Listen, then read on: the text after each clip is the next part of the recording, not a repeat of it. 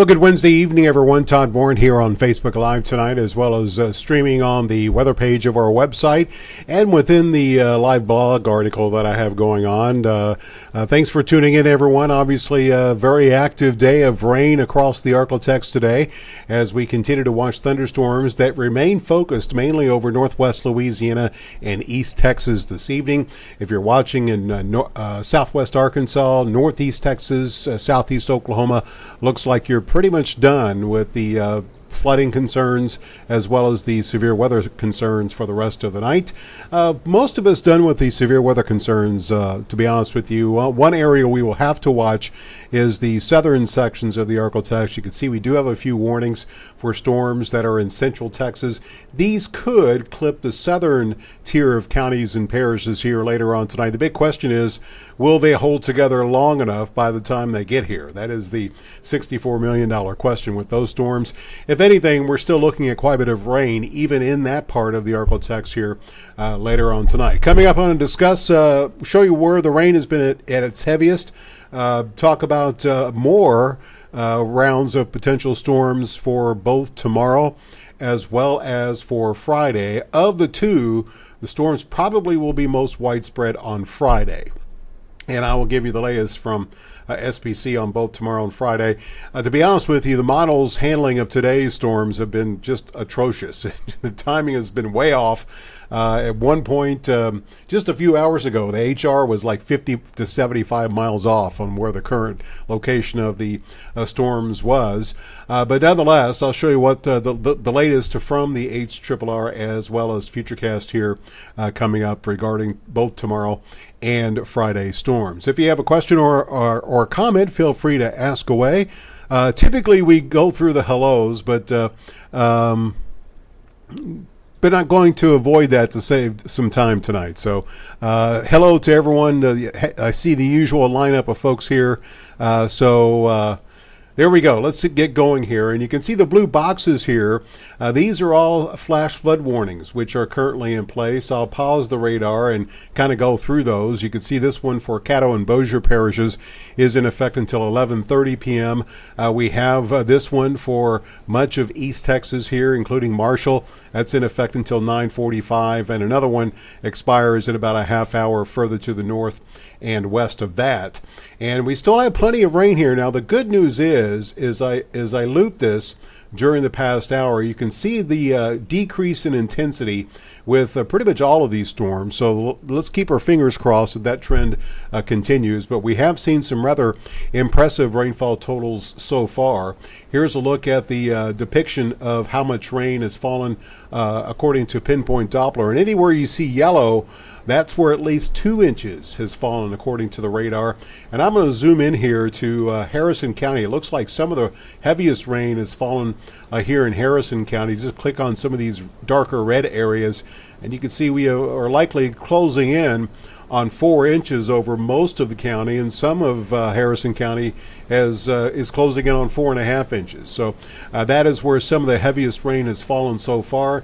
In Shreveport and Bossier City, we are probably going to hit 2 inches over much of the metro area by the time the current band of storms, or at least rain, moves through the ArkLaTex, hence the flash flood warning, which is currently in place here now.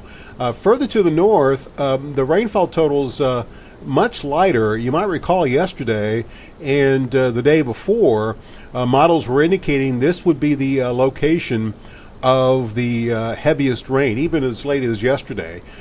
You might recall they were indicating 5 inches of rain here.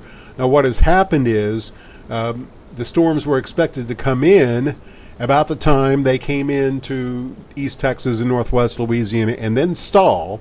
But what has happened is they moved further to the southeast, and we've seen that stall take place here over East Texas and Northwest Louisiana, hence the shift on the location of that axis of heavy rain that we're currently experiencing across the ArkLaTex. I made the point last night too that we are going to have to watch the Red River. You can see the heavy rain that has fallen here upstream over southwest Oklahoma and northwest Texas near Wichita Falls.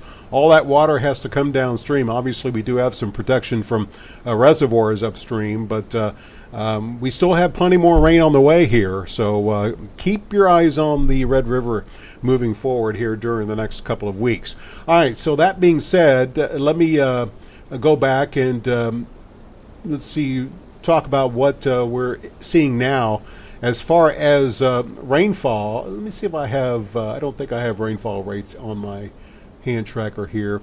No, I don't, unfortunately. So all right, so anyway, I've been noticing that with these, the rates that we were looking at with this band as it moved through Shreveport was about an inch per hour, probably not as high with the current band of rain. But keep in mind, as I loop this, what's happening is that we're seeing these storms pretty much train. We have this one, and then we have the next one on the track, and then we have the next batch, and all this is going to continue to move over the same areas. So flooding will continue to be our main concern here during the nighttime hours tonight.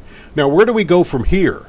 That is the question. And to answer that question, let's see here. Let me go ahead and go through the sequence here.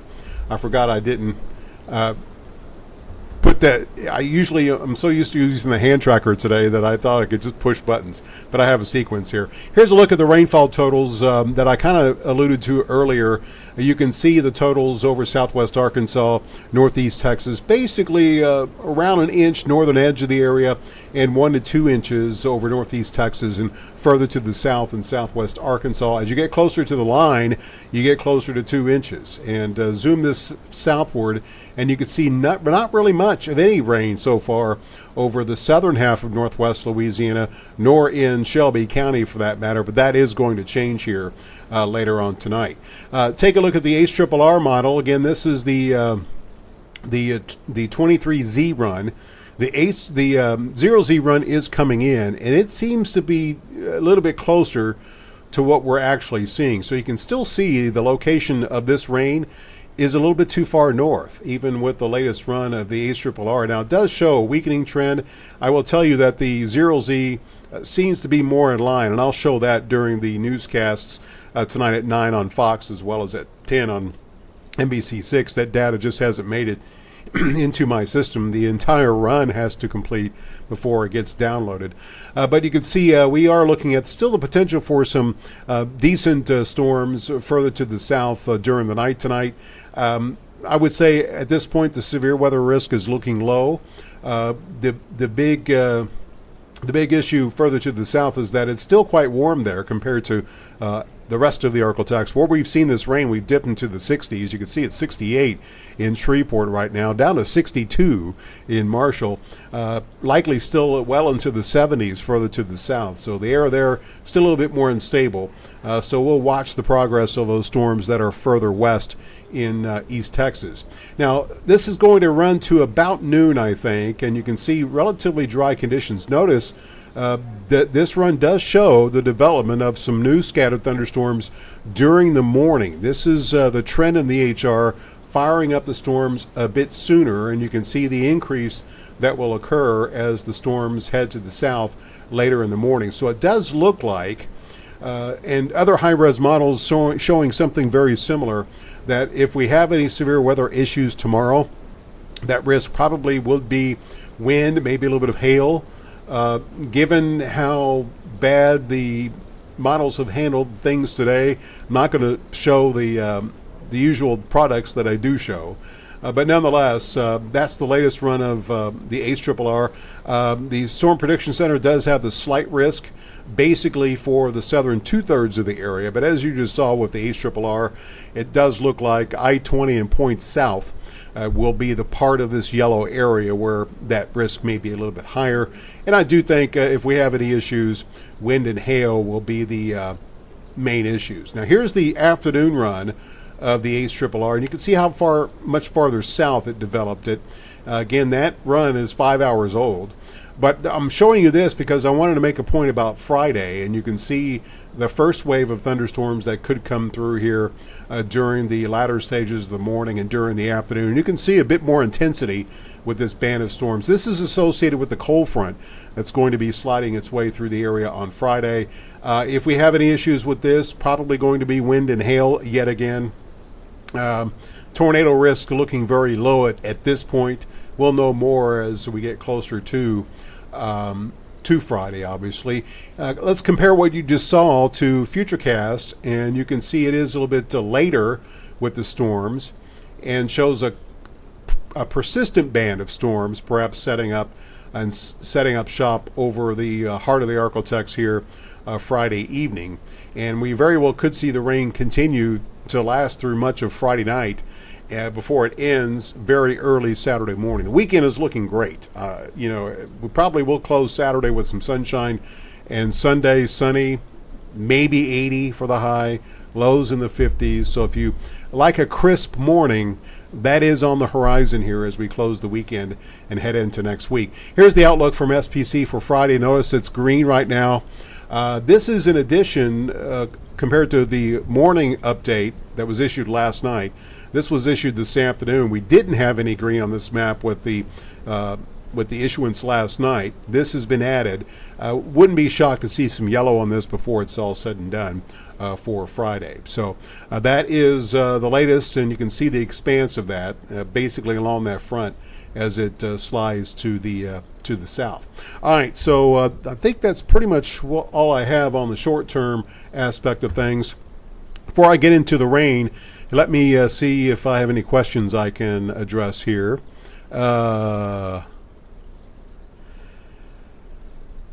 Betty, I don't think you have anything to worry about as far as tornadoes for tonight or tomorrow for that matter. It should be to your south tomorrow. And as I mentioned, I'm really not too worried about Friday either. Let's see. Alexis, you're welcome. Hello there, Eric. Steve says he's gotten 4 inches of rain so far in Jefferson, which I could believe based on the radar. Exactly, Lee. I just made that point, as you probably heard. Yeah. Stay inside, Tori. Hopefully you're on a hill somewhere because obviously all that water flows downstream. We only had one warning for northeastern, very brief spin up there in northeastern McCurtain County, and I agree with you, Lee. I'm happy not to have to stand for 2 or 3 hours straight talking. Matt, I really don't see any issues for you. Maybe tonight, but the risk is looking relatively low. Aaron says 60 right now in Wright City. Chris Santa says Santa's bringing us cold fronts. Betty, you're quite welcome. All right, I think I've gone through the comments here, and let me go ahead and talk rainfall. This is the blend of models. Now, as you look at these numbers, some of the rain in these numbers has already fallen, all right, especially when I show you the individual models, since the rain is falling right now, obviously. But this, most of this is new, so you can see the blend of models shows that from now through next weekend, or at least Saturday, we could be looking at another 2 to over 3 inches of rain over most, if not all, of the ArkLaTex. So that's what the blend of all the different models is showing. Show you all the different models here for Shreveport, Texarkana, and Natchitoches. And what I like to do is throw out the low and the high and look at the rest. And so you can see if you kind of average out the rest, right around 2 in Shreveport, right around 3 in Texarkana, and looks like right around 2 in Natchitoches. So that kind of jives with, but notice the 5s and the 4s and 5s. That would be the worst case scenario. Okay, now keep in mind, especially when you're looking at the European model, that includes the rain that has fallen today. So if you take that into account, then that number is probably closer to what the GFS is showing. All right, so that being said, let's talk temperatures here for the next 2 weeks. And obviously I have a typo there. I put these in so quickly. I'm surprised there's only one. That probably should say 82 for Friday. I don't want to know what I typed in. We probably wouldn't want to experience it. But you can see the cool down here. Highs in the 70s possible here for Saturday, Sunday, and Monday. Notice several nights in the 50s according to the European ensembles. And it does look like we'll see the temperatures moderate back into the low to middle 80s as we close the 2-week period. The GFS ensembles are a bit hotter towards the end of the 2-week period. Also notice a couple nights in the 50s. Actually do have mid 50s, 55 for Sunday morning, 56 for Monday morning. So there you go. It looks like our final taste, as I mentioned last night, very well could be the last time that we experience 50s here until what, September, October? It's quite possible. The way things are going, November. All right, so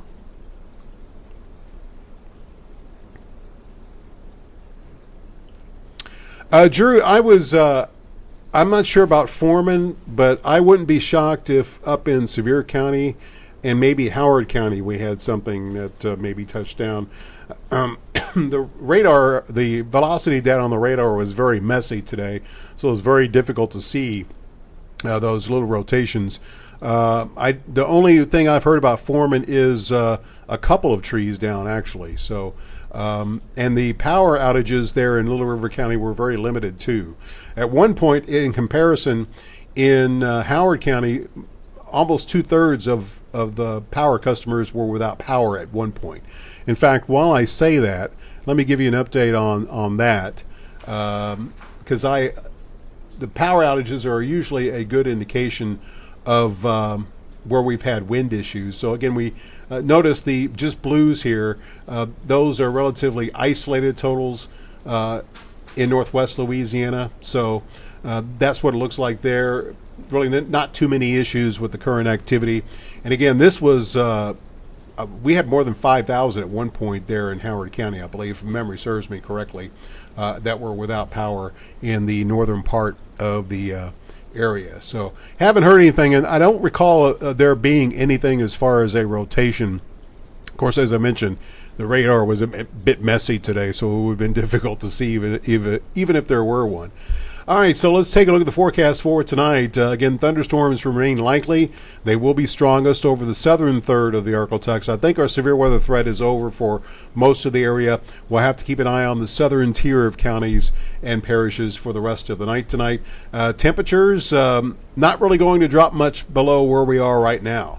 As we're probably going to end up in the 50s and low to middle 60s over most of the area.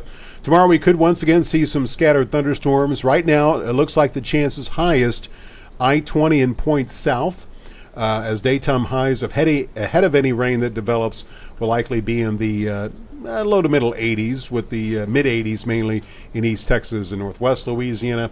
And my 10-day forecast shows a better chance for more widespread thunderstorms on Friday. Again, severe weather possible both tomorrow and Friday, with wind and hail the biggest concern, especially Friday. Leftover shower possible Saturday morning, and then we'll see some sun late Saturday. Lots of sun Sunday, Monday, and Tuesday. Highs in the upper 70s, low 80s, lows well into the 50s. We should warm up back to the mid 80s with another extended period of more scattered activity during the last half of next week and the beginning of next weekend. All right, let me in one final look at the comments here. Betty, I wish I could. The good news is we're past the halfway point. Just got to make it through May, and then we have complex season, which typically goes into June, where we see stuff like we have now, have seen today more often. So yeah, Lindsay says turn off the rain. I wish I could. You're quite welcome, Drew. And again, thanks for watching. And that will pretty much do it for me tonight, folks. Got to get ready for the 9 p.m. newscast, so be sure to tune in then. I will try to get the data from the evening run of the HRRR into the system, so I can share that with you here tonight at 9. So, Jessica, the worst is over for you tonight. Rain probably should begin to wrap up here in the next couple of hours. Nothing to worry about there as far as severe weather. So, again, thanks for tuning in. I will talk to you more than likely again tomorrow night. So until then, stay dry. And if you do encounter some thunderstorms tomorrow, stay safe. Good night.